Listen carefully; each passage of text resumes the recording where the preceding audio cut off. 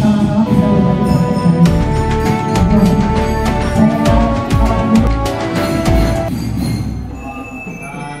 Sebelumnya perkenalkan, mungkin ada yang belum kenal karena kata pepatah tak kenal maka tak sayang.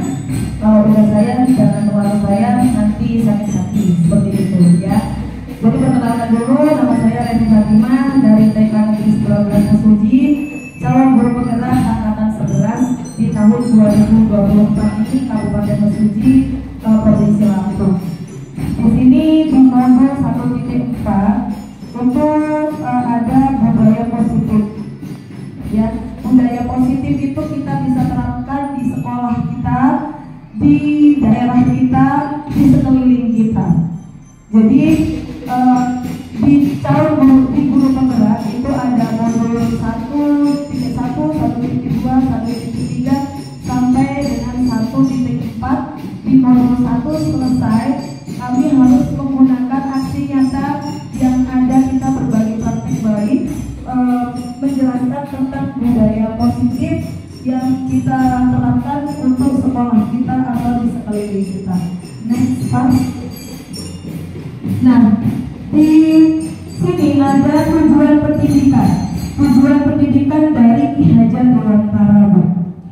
Ya, Pak ya. Jadi menurut Ki Hajar Dewantara, tujuan pendidikan adalah menuntut segala kodrat yang ada pada anak-anak agar mereka dapat mencapai keselamatan dan kebahagiaan yang setinggi-tingginya, baik sebagai manusia maupun sebagai anggota masyarakat.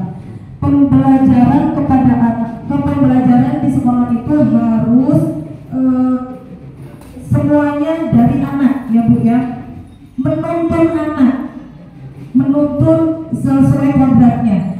Kalau kata KHD, kita mengetahuinya anak itu keluar atau anak itu lahir itu membawa kodratnya masing-masing.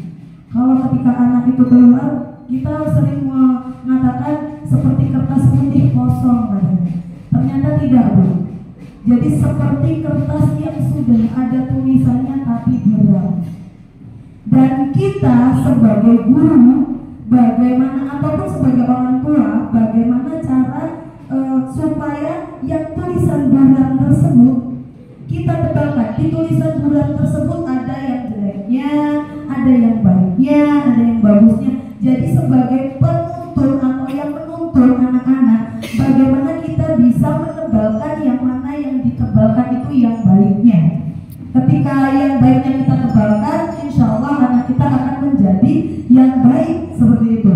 Dan kita usahakan yang jeleknya kita hapus, supaya yang bulan-bulan tadi yang tebal yang baiknya, kemudian yang jeleknya dihapus. Itu tadi ya Bu, itu menurut Ki Hajar Dewantara. Nah, oleh sebab itu pendidikan itu hanya dapat menuntun tumbuh atau hidupnya kekuatan kodrat yang ada pada anak-anak agar dapat memperbaiki waktunya hidup dan tumbuhnya kekuatan kodrat anak. Anak itu juga harus bahagia. Ketika anak itu bahagia, maka dia akan tertanam pendidikan sejak usia dini.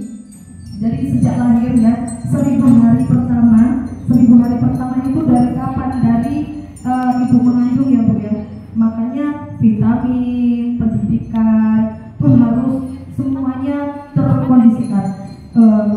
Tadi kita berbicara tentang kodrat.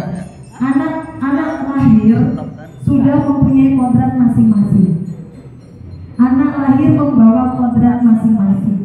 Kita sebagai pendidik, sebagai orang tua hanya mendampingi dan menuntun anak supaya kodrat yang dari lahir tersebut menjadi lebih baik. Seperti itu ya Bu ya. Next part.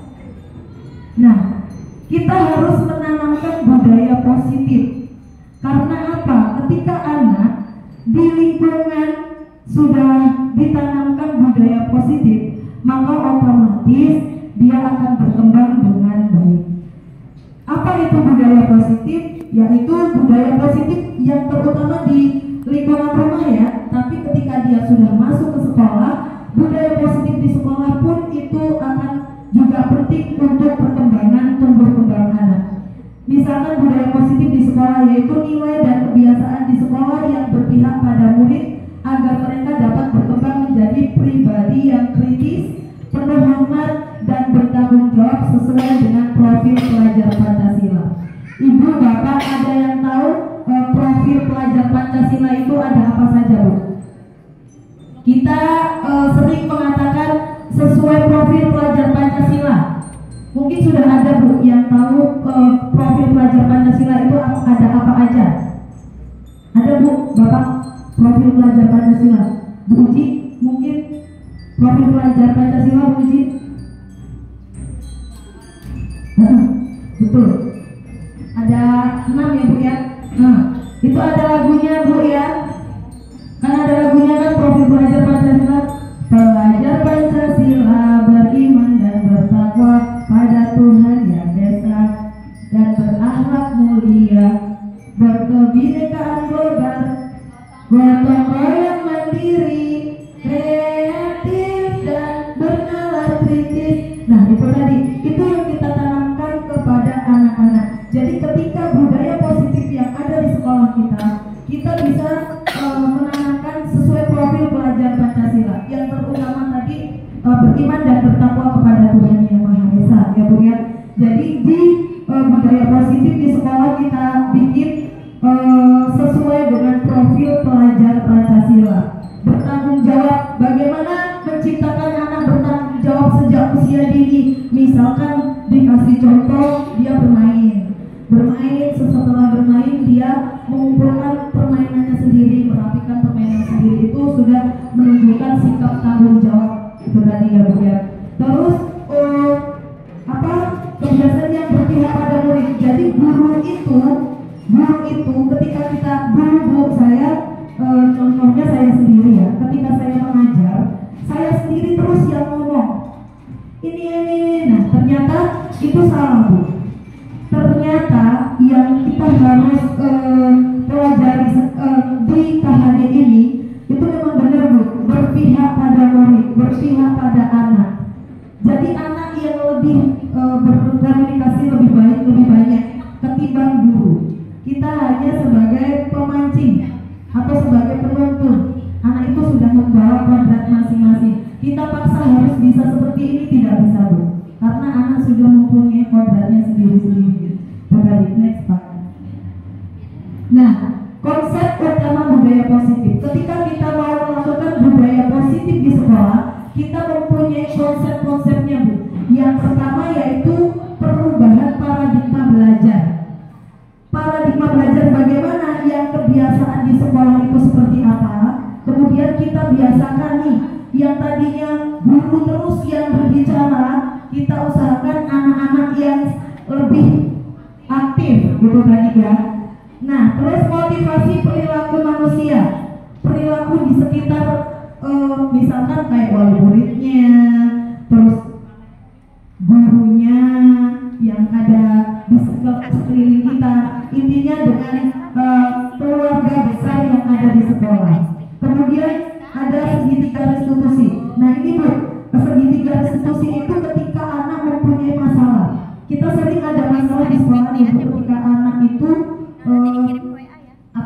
misalkan bertengkar nih, contohnya si A dan si B bertengkar. Bagaimana cara kita menghadapinya? Itu menggunakan segitiga restitusi. Yang pertama, segitiga restitusi itu dengan cara kita pendekatan dulu ke anak. Nah, pendekatan dulu ke anak, kita bisa tanyain anak dengan menggunakan segitiga restitusi. Nanti saya terangkan pada cara bagaimana menyelesaikan masalah ketika ada anak atau di sekolahan itu ada permasalahan antara anak satu dan anak lain. Sering ya, Bu, ya, di sekolah kita ada masalah anak-anak itu yang mungkin berebut mainan misalkan, atau lari-larian, akhirnya jongkok-jongkokan gitu kan, mungkin anak-anak seperti itu ya. Terus ada disiplin positif. Nah, disiplin positif ini kita lakukan dengan keluarga besar di sekolah. Kita adakan misalkan pertemuan dengan wali murid, kita lakukan seperti saling parenting, terus menggunakan dengan wali murid itu gimana caranya bisa supaya sekolah kita itu disiplin disiplin positif bagaimana gitu ya, misalkan parenting ya, kita lakukan parenting, kemudian kita bikin kayak apa ya Bu ya, bisa di grup juga bisa ya, apa ya, ini sekolah loh Bu, komitmen sekolah ya, komitmen sekolah ya, ada tujuan, ada visi sekolah itu seperti apa. Visi itu tidak hanya guru yang membuat atau kepala sekolah yang membuat. Kita membuat visi sekolah itu, kita harus mengundang, kalau bisa kita harus mengundang komite sekolah dan keluarga besar sekolah, bagaimana kita menjadikan visi sekolah dan kita bisa menjadikan disiplin positif di sekolah kita. Kemudian restitusi posisi kontrol guru, kebutuhan dasar manusia dan keyakinan kelas. Kalau keyakinan kelas Bu, biasanya di sekolah SD SMP itu udah bisa, tapi di TK pun bisa Bu. Gimana kita membuat keyakinan kelas? Kalau biasanya kita dengan anak-anak, bagaimana kita hari ini belajar di kelas itu harus yang bagaimana ya? Mungkin anak-anak gak lari-lari Bu. Nah seperti itu keyakinan kelas. Berarti kita bisa tulis keyakinan kelas tidak lari-lari di dalam kelas. Mungkin itu nanti anak-anak bisa ditanya lagi, kita pancing lagi. Untuk belajar hari ini supaya anak-anak biar lebih jadi anak mandiri, bertanggung jawab. Kalau sudah mainan bagaimana anak-anak? Misalkan seperti itu ya. Nah nanti anak-anak ada mungkin yang untuk jawab, habis mainan kita beresin Bu. Nah itu nanti kita bikin ke keyakinan kelas. Keyakinan kelas berarti sesudah mainan kita harus membereskan. Nah itu masuk ke keyakinan kelas. Next part Jim. Nah ini tadi yang pertama, perubahan paradigma belajar. Dalam membangun budaya positif sekolah dapat menyediakan lingkungan yang positif, aman dan nyaman agar siswa mampu berpikir, bertindak dan mencipta dengan merdeka, mandiri dan bertanggung jawab. Intinya kita memerdekakan anak. Jangan kita harus mengharuskan anak seperti apa yang kita inginkan. Itu tadi, disiplin sangat berkaitan dengan kontrol guru terhadap siswa. Kadang guru tidak kontrol karena ngomong terus, anaknya mau ngomong tidak boleh ya. Gurunya udah ngomong terus, lah anaknya pengen ngomong, Bu ini loh saya kemarin jalan-jalan sama ayah saya ini nggak didengerin sama gurunya karena gurunya udah ngomong terus. Padahal itu bagus, kita harus memberi apresiasi kepada anak itu, bagaimana oh iya kemarin misalkan seperti itu ya. Nah lanjut nih Pak. Nah ada perubahan paradigma belajar. Jadi sesuai dengan pembelajaran yang ada di KHD, yang ada di guru penggerak, itu ada perubahan paradigma belajar, tentang perubahan paradigma teori kontrol, ilusi kontrol dari Dr. William Glasser. Nah di sini ilusi guru mengontrol murid. Yang pertama, yang selanjutnya ilusi bahwa semua penguatan positif, efektif dan bermanfaat. Kemudian ilusi bahwa kritik dan membuat orang merasa bersalah dapat menguatkan karakter. Kemudian ilusi bahwa orang dewasa memiliki hak untuk memaksa. Jangan ini ya Bu ya. Paradigma ini jangan dilakukan ya. Ketika orang dewasa memiliki hak untuk memaksa, tidak. Karena anak-anak itu punya apa ya? Tadi kodratnya masing-masing, dia tumbuh berkembang sesuai kodratnya. Kita sebagai orang tua, sebagai guru hanya menuntun anak. Bagaimana cara kita menebalkan kertas yang tadi buram-buram menjadi kertas yang bagus, yang bagusnya kita tebalkan dan yang jeleknya mudah-mudahan kita bisa hapus. Seperti itu. Lanjut, next. Nah, yang kedua disiplin positif. Apa makna disiplin tersebut? Disiplin berasal dari bahasa Latin yang diartikan belajar. Makna asal dari kata ini berkonotasi dengan disiplin diri dari murid-murid, atau bisa dari Socrates ini, Plato ini ya Bu ya. Ini yang apa namanya? Makna dari Plato, kata Plato itu makna asal dari kata ini berkonotasi dengan disiplin diri. Kemudian disiplin diri dapat membuat orang menggali potensinya menuju sebuah tujuan apa yang dia hargai. Kita tanamkan sejak dari dini anak itu disiplin, bangun pagi misalnya ya. Kadang anak kita bangunnya agak siang, dibiarin aja tuh agak siang. Disiplin dari sejak usia dini, bangunnya jam berapa gitu. Kadang-kadang kan anak kalau masih kecil males ya bu bangun gitu kan, pasti makanya sekolahnya kadang sampai jam berapa, jam 9 gitu, karena itu tadi kita bangun disiplin dari sejak usia dini. Kemudian disiplin dari diri dapat membuat orang menggali potensi itu sudah, namun dalam budaya kita makna dari kata disiplin telah berubah menjadi sesuatu yang dilakukan seseorang pada orang lain untuk mendapatkan kepatuhan. Kecenderungan umum adalah menghubungkan kata disiplin dengan ketidaknyamanan, bukan dengan apa yang kita hargai atau pencapaiannya suatu tujuan yang mulia. Jadi orang itu disiplin karena mengharapkan imbalan, biasanya ada seperti itu. Disiplin karena mau mengharapkan hadiah, aplaus gitu ya. Ada anak-anak kita kasih gini ya, nanti pinter loh, nanti ibu kasih hadiah. Nah, ternyata anak disiplin itu ada yang seperti itu ditanamkannya. Ini contohnya saya sendiri bu, saya memberi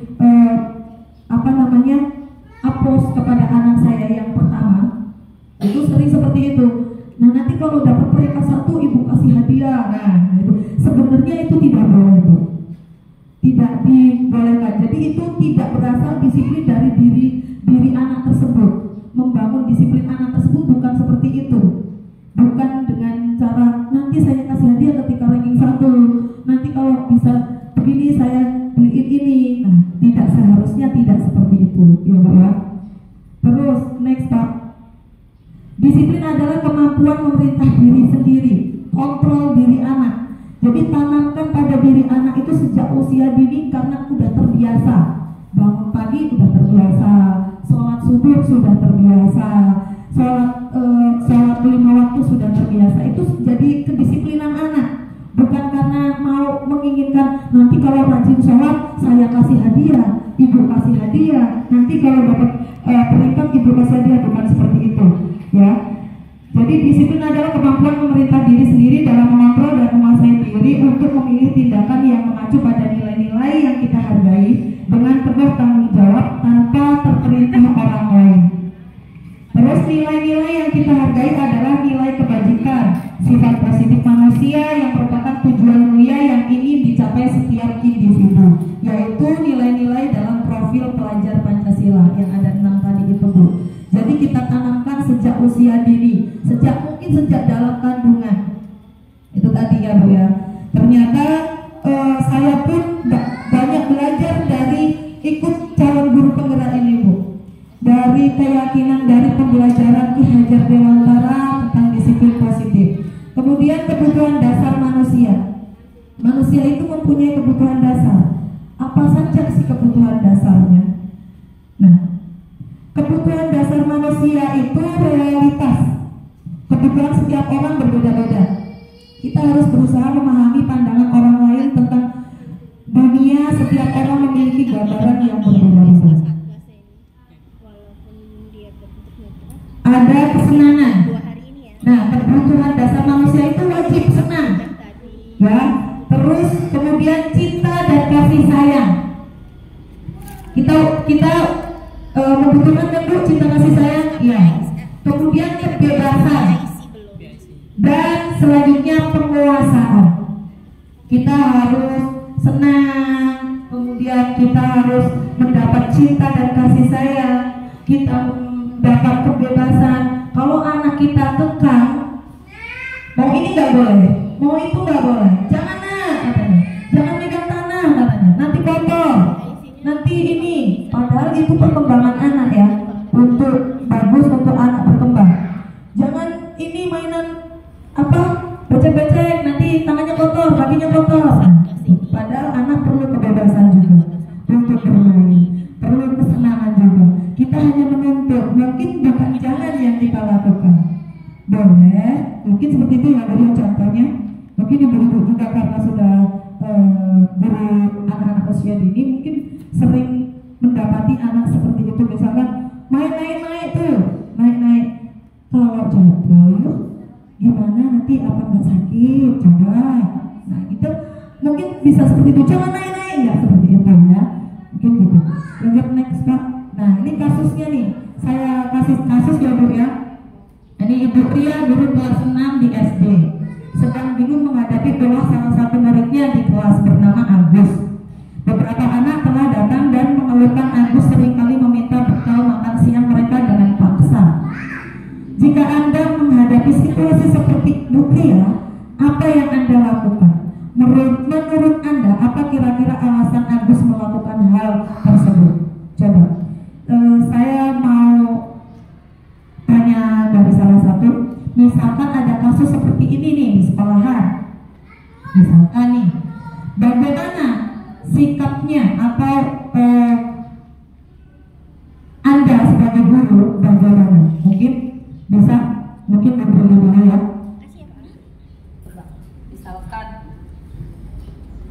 Misalkan sebelum si Agus ini kan kasusnya, Agus sering minta bekal teman-teman secara paksa. Nah, seharusnya sebagai ibu guru si Agus itu sebelum si Agus minta bekal teman-temannya, bu guru minta tolong sama teman-temannya untuk menyisihkan bekalnya sedikit untuk Agus. Jadi nanti teman-teman sekelas itu menyisihkan bekalnya sedikit untuk dikasihkan ke Agus, jadi biar Agus gak rebut-rebut lagi gitu. Oke, bagus, terima kasih. Mungkin ada Bu. Jadi jika Anda menghadapi situasi seperti ini, ya seperti Bu Ria ini, apa yang akan Anda lakukan? Menurut Anda, apa kira-kira alasan Agus melakukan hal itu? Izin menjawab, alasan Agus melakukan itu yang pertama, berdasarkan pengalaman memang ada beberapa anak yang karakternya itu butuh perhatian. Itu walaupun dia itu dari rumah sudah makan, tapi karena dia tuh butuh perhatian dari guru dan teman-teman, jadi dia melakukan itu. Itu beberapa pengalaman yang saya lakukan berdasarkan dari latar belakangnya yang ternyata setelah kita selidiki anaknya itu kurang kasih sayang gitu. Terus apa yang akan Anda lakukan seharusnya sebagai guru? Mungkin bagaimana cara menyikapinya? Ya, yang satu tadi sudah dijawab oleh rekan kita, sangat luar biasa. Yang kedua itu selain kita menyisihkan bekal dari anak tersebut, alangkah baiknya kita berkoordinasi terlebih dahulu dengan orang tuanya, apa yang mendasarkan anak tersebut berlaku seperti itu. Karena ketika anak itu berlaku seperti itu di sekolah, itu ada hubungannya dengan yang di rumah. Nah, kita bisa bekerja sama dengan orang tuanya untuk membawakan bekal ke orang tuanya, mungkin dititipkan ke kita. Nanti ketika di sekolah kita kasih ke Agus. Jika Agus tidak suka, mungkin nanti bisa tukeran dengan kawannya. Itu Bu. Mungkin nanti ditambahkan oleh temannya. Terima kasih. Terima kasih banyak Ibu. Dan satu kasus ya, mungkin banyak sekali kasus juga di sekolah-sekolah kita. Kita menghadapinya seperti apa? Jadi kita mungkin tidak boleh memaksa. Mungkin anak benar kurang perhatian. Dan nanti ada caranya dengan segitiga restitusi. Kita memecahkan masalah itu dengan segitiga restitusi. Next Pak.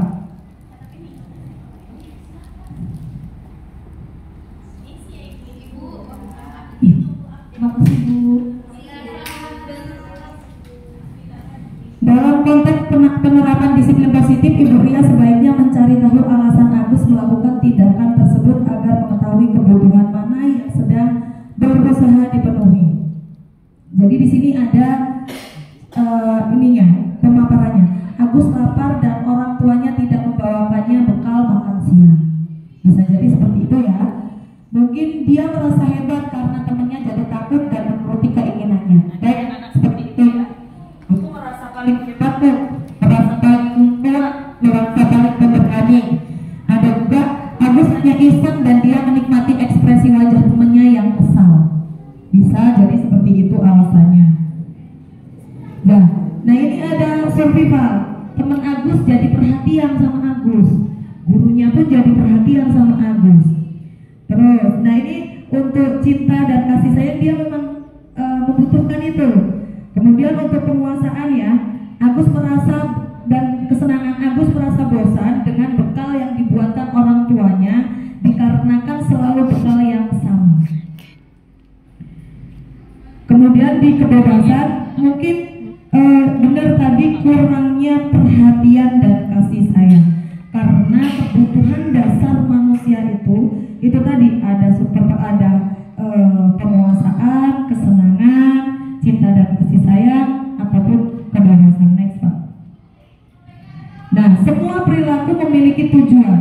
Dari perilaku tersebut, dari semua perilaku yang Agus lakukan tadi, itu juga mempunyai tujuan.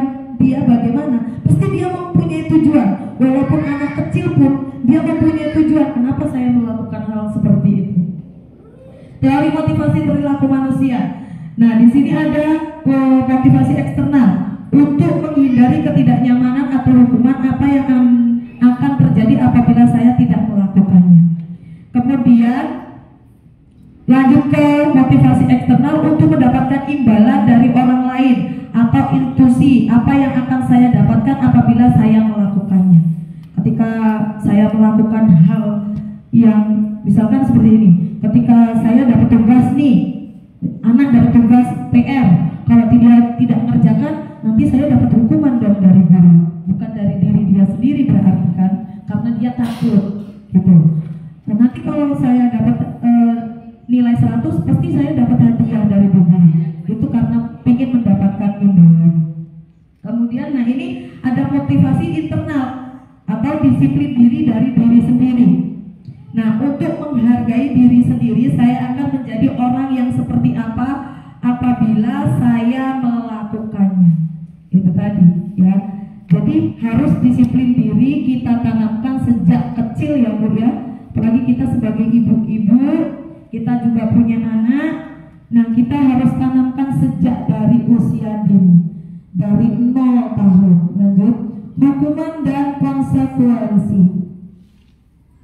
Nah, ini ada contoh lagi. Iva kurang menguasai pembelajaran matematika, sehingga pada saat pembelajaran tersebut berlangsung, dia lebih banyak berdiam diri atau menggambar di buku pelajarannya. Pada saat matematikanya menanyakan pertanyaan, Iva menjadi gugup dan tidak sengaja menjatuhkan tas dari kursi, serta tiba-tiba menjadi gagap pada saat berupaya menjawab. Seluruh kelas menjadi tertawa melihat perilaku Iva yang bicara tergagap dan terkejut tersebut. Pak Seno membiarkan teman-teman Iva tertawa. Melihat kegagapan Iva dan Iva malu luar biasa dan malahan meminta Iva untuk maju ke depan dan berdiri di depan kelas sambil menunjuk hidungnya karena tidak bisa menjawab pertanyaan Pak Seno. Kelas makin gaduh dan anak-anak pun tertawa melihat Iva di depan kelas memegang ujung hidungnya. Ini Pak Seno ini selaku penghukum Bu. Jadi sebagai guru, sebagai orang tua, jangan jadi seorang penghukum. Ya Bu ya. Anak itu jatuh, nah nanti tidak dibolehkan ini malah jadi dipermalukan ya Bu ya, intinya kan ya. Terus apakah Anda setuju dengan tindakan Pak Seno terhadap Iva? Menurut Bapak Ibu setuju tidak tindakan Pak Seno terhadap Iva? Tidak ya? Ya, menurut Anda tindakan Pak Seno terhadap Iva adalah sebuah hukuman atau konsekuensi? Hukuman atau konsekuensi? Apa perbedaan hukuman dan konsekuensi?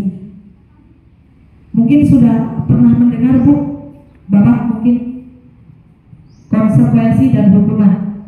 Sebuah hukuman itu ketika anak tidak melakukan seperti ini tadi, ini termasuk hukuman.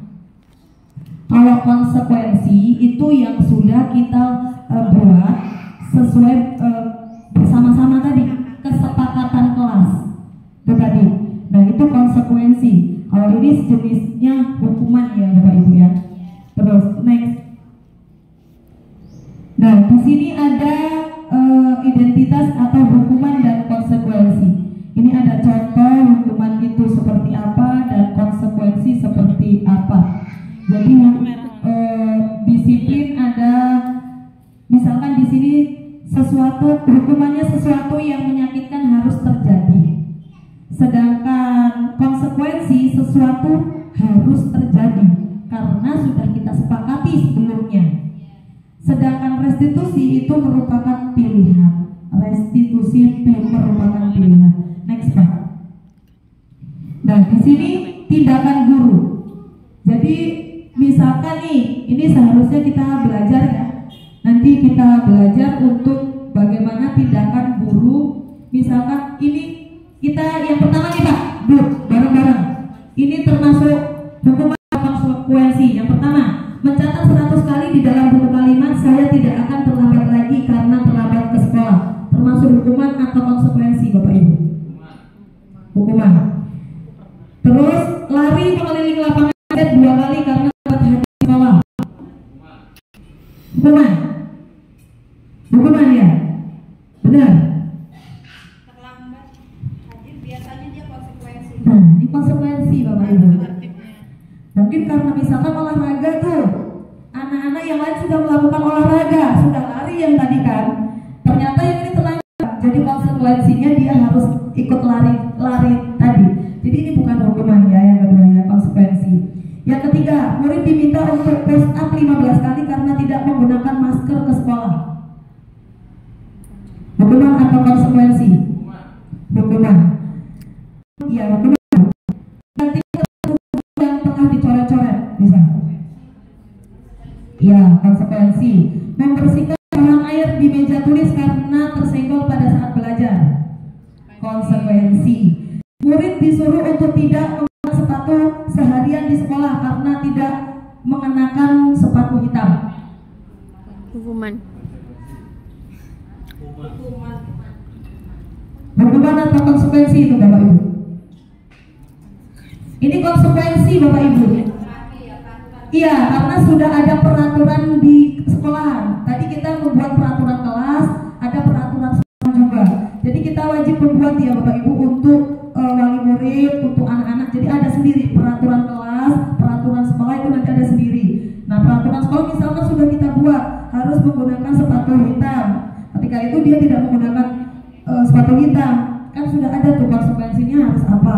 Itu misalnya itu sudah kesepakatan bersama. Terus lari mengelilingi lapangan basket 2 kali karena terlambat 10 menit untuk pelajaran PJOK. Ini olahraganya. Ini konsekuensi. Next Pak. Nah, restitusi posisi kontrol guru. Itu restitusi posisi kontrol guru itu ada 5 ya Bu. Sebagai penghukum, sebagai pemantau, sebagai pembuat merasa bersalah, sebagai teman, dan sebagai manajer. Seharusnya sebagai guru itu kita pakai yang sebagai apa Bapak Ibu? Menurut Bapak Ibu sebagai apa yang harus kita pakai sebagai guru di sekolah kita? Siapa Mbak? Kita lakukan sebagai apa? Kalau menurut Bapak Ibu? Nah, next Pak. Nah, 5 posisi kontrol. Tadi ada penghukum, pembuat rasa bersalah, sebagai teman, pemantau, sebagai manajer. Yang kita lakukan sebagai guru, seharusnya kita sebagai manajer, Bapak Ibu. Jangan sebagai penghukum atau pembuat merasa bersalah. Mungkin contoh saya pribadi, saya sendiri. Di sekolah itu, saya sering menggunakan pembuat rasa bersalah kepada anak. Bukan hanya di sekolah, di rumah anak saya. Misalkan dia melakukan apa, gitu kan? Jadi saya membuat dia merasa bersalah, kemudian dia langsung merasa besok tidak mengulang lagi. Tapi seharusnya tidak seperti itu. Itu tidak membangun posisi kontrol pada diri anak. Yang harus kita lakukan adalah sebagai manajer, ya, mengajukan pertanyaan-pertanyaan terlebih dahulu. Kenapa tadi melakukan hal seperti itu? Kenapa tadi mengambil makanan teman kamu? Kemudian apa yang kita yakini, apa yang bisa kau kerjakan untuk memperbaiki masalah ini. Kita bisa menggunakan contoh diri kita. Ibu juga pernah dulu melakukan seperti itu. Pernah ibu juga lari-larian di meja, mungkin seperti itu. Kemudian menguatkan pribadi dengan seperti apa? Tapi lebih bagusnya seperti apa ya nak? Gitu, menguatkan.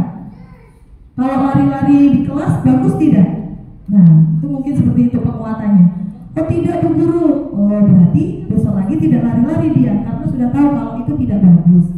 Kemudian murid meletakkan dirinya sebagai individu yang positif dalam dunia berkualitas.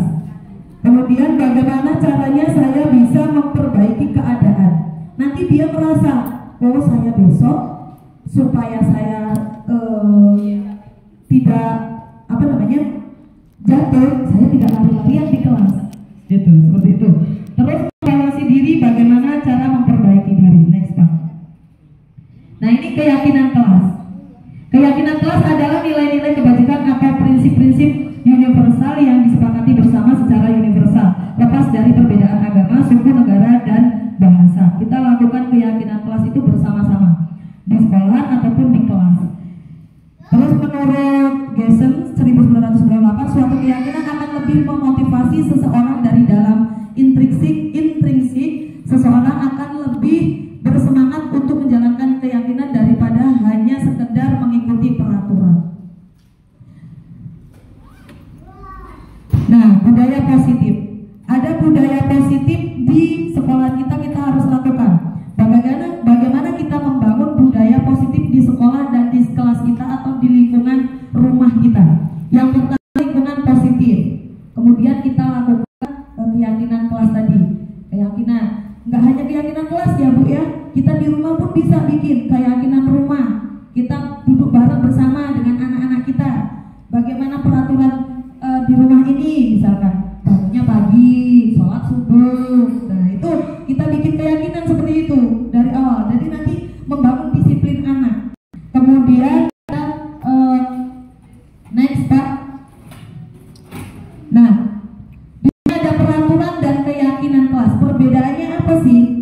Kalau peraturan itu selalu dikembalikan buku ke tempatnya. Misalkan ini peraturan yang kita bikin. Selalu mengembalikan buku ke tempatnya. Dilarang mengganggu orang lain. Hadir di sekolah 15 menit sebelum pembelajaran dimulai. Nah, kita bisa membuat keyakinan kelasnya. Jadi kita bisa nih, jangan bikin peraturan nih. Keyakinan kelas, tanggung jawab. Di situ kalau sudah kita isi tanggung jawab, isinya banyak.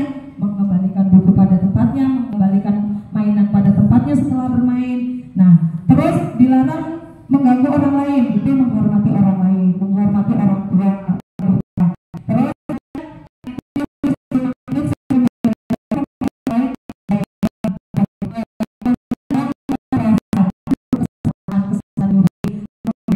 menghormati orang lain. Kita tanam sejak dari menghormati orang lebih tua atau menghormati orang lain. Kemudian dilarang menggunakan narkoba. Itu demi kesehatan kan ya Bu ya?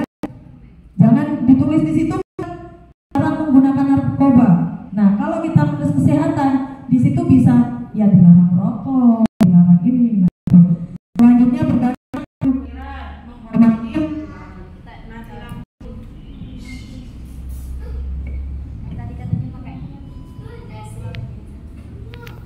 Sudah mati ya?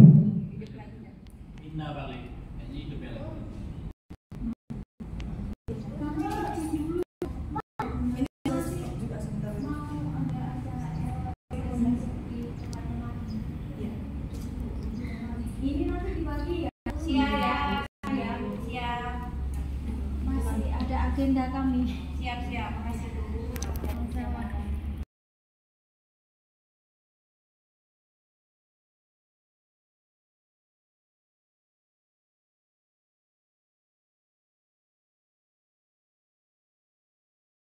Yang seorang guru itu bisa melakukan sesuai dengan tema kita sekarang adalah merdeka belajar.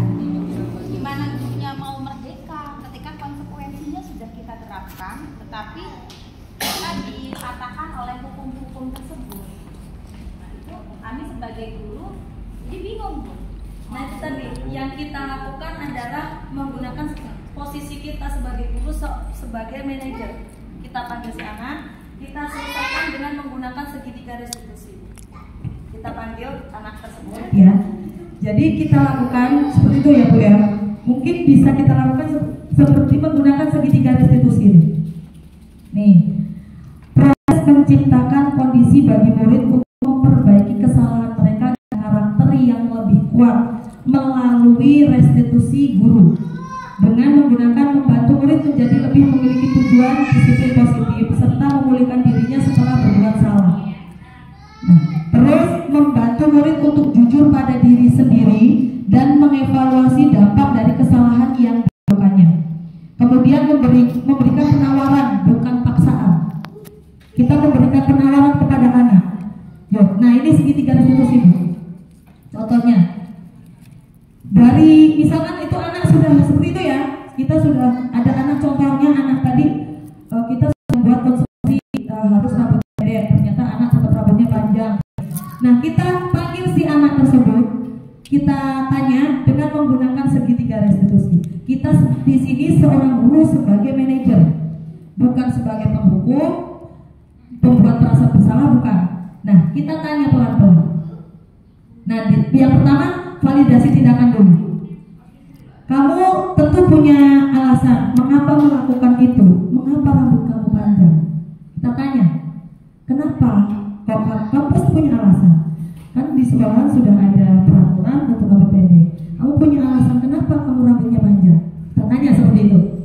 Selanjutnya, adakah cara yang lebih efektif untuk mendapatkan apa yang kamu butuhkan? Ketika anak sudah menjawab, mungkin ya, seneng Bu, misalkan mungkin seperti itu ya anak ya, gaul Bu, misalkan gitu kan mungkin. Kita tanya lagi, adakah cara yang lebih efektif untuk mendapatkan apa yang kamu butuhkan? Bisa kamu membuat kesenangan dengan hal yang lain? Bisa kamu mendapatkan kesenangan diri kamu selain hal yang rambutmu panjang misalkan seperti itu. Nah, kemudian yang selanjutnya kita menstabilkan identitas dulu. Setiap orang pasti pernah melakukan kesalahan. Seperti ibu dulu juga pernah melakukan kesalahan. Ibu sering main ke sana ke sini, kita kasih motivasi tuh. Karena itu untuk menstabilkan. Ibu dulu juga ini, kita kasih motivasi lagi.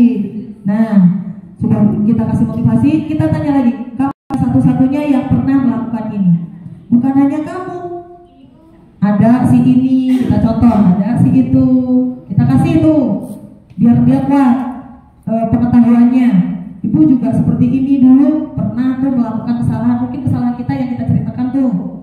Ternyata yang ibu lakukan itu tidak benar. Ibu sekarang menyesal, harusnya ibu seperti ini. Nah itu untuk membuat dia stabil dulu. Selanjutnya kita menanyakan keyakinan. Kembali ke keyakinan tadi. Ada keyakinan kelas, ada keyakinan sekolah. Nilai-nilai apa yang kita sepakati di sekolah?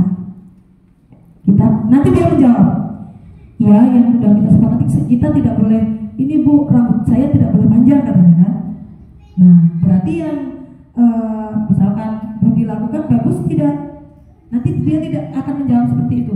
Bukan merasa bersalah, dia akan secara otomatis sendiri tahu. Kemudian kamu ingin menjadi orang yang seperti apa, kita tanyakan. Kamu ingin menjadi orang yang seperti apa? Setelah kita menggunakan segitiga restitusi tersebut, otomatis pada diri dia tertanam keyakinan. Oh iya, gitu. Jadi kita tidak menghukum dia harus ini, harus itu. Kita tanya secara pribadi, panggil. Nah ini tadi ya, berbuat salah itu udah dilanjut nih Pak, menanyakan keyakinan. Selesai. Nah itu tadi mungkin berbagi praktek baik dari saya, mungkin sedikit ya Bapak Ibu, belum banyak. Mungkin suatu saat kita bisa berbagi lagi cerita-cerita, karena ini tadi alhamdulillah ada waktu sedikit kita sambil makannya. Terima kasih Bapak Ibu sudah berkenan untuk mendengarkan pemaparan sedikit dari berbagi praktek baik tentang keyakinan, tentang budaya di sekolah atau di kelas. mudah-mudahan di sekolah kita bisa seperti yang kita harapkan, ya. Kita melakukan hal-hal yang baik untuk masa depan, terutama masa depan anak-anak bangsa, ya. Anak-anak kita didik sesuai dengan kodratnya masing-masing. Itu tadi ya Bu ya. Mungkin itu saja. Jika nanti ada sedikit pertanyaan atau beberapa pertanyaan, mungkin kita berbagi lagi. Kita bikin komunitas, Bapak Ibu. Saya ingin sekali bikin komunitas guru PAUD untuk berbagi belajar baik, gitu tadi ya. Mudah-mudahan nanti terbentuk, kita bisa berbagi di dalamnya. Yang punya pembelajaran ini kita berbagi, yang punya pembelajaran ini kita berbagi, seperti itu. Ya, mungkin dari saya cukup sekian. Terima kasih atas waktunya. Saya akhiri. Wassalamualaikum warahmatullahi wabarakatuh.